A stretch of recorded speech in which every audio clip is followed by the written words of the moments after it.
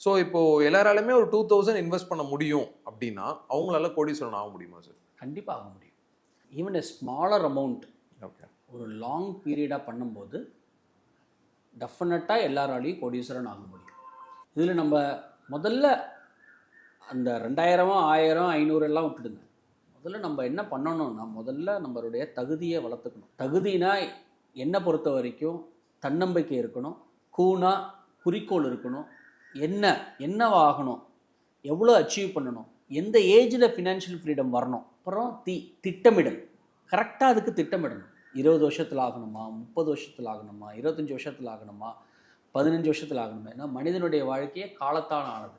காலத்தை பயன்படுத்தியவன் வீணாவதும் இல்லை, காலத்தை சரியாக பயன்படுத்தாமல் ஜெயிச்சதும் கிடையாதுன்னு. ஸோ டைம் தான் ரொம்ப ரொம்ப ரொம்ப இம்பார்ட்டண்ட்.